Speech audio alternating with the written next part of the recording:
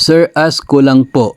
Ooperahan po kasi co-teacher ko sa matres. Without pay ba yun kasi sick leave daw?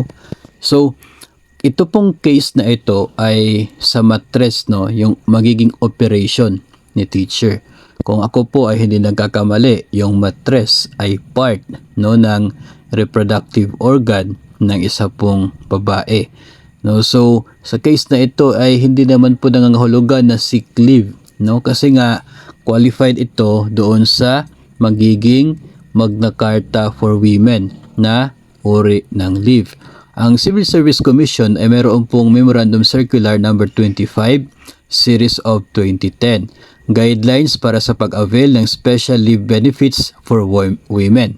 So dito po ay sinasabi na any female public sector employee, regardless of age and civil status, shall be entitled to a special leave of a maximum of 2 months with full pay based on her gross monthly compensation, provided she has rendered at least 6 months aggregate service in any or various government agencies for the last 12 months prior to undergoing surgery for gynecological disorders.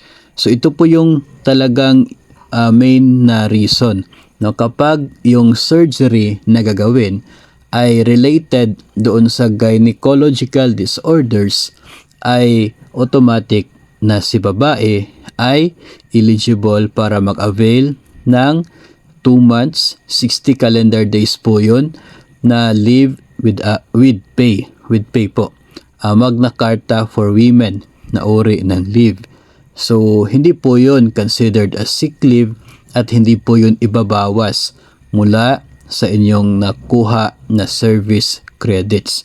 Isa po itong special na uri ng leave. Hindi po apektado yung sahod, hindi po apektado yung service credits ninyo.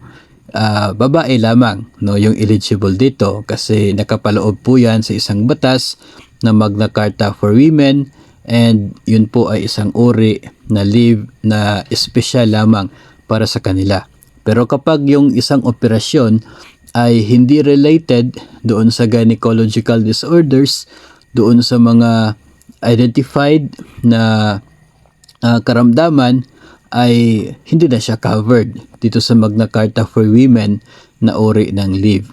So yun, based po sa ating sender ay okay na raw, no, na i-refer na po nila sa HR nila, and hindi na siya magiging sick leave without pay, no. So good news po yun. Again, para lamang po ito sa mga babae, no, provided na gynecological disorders yung reason ng gagawing surgery, yun po ay 60 days with pay na isang special na uri ng leave, ang Magna Carta for Women leave.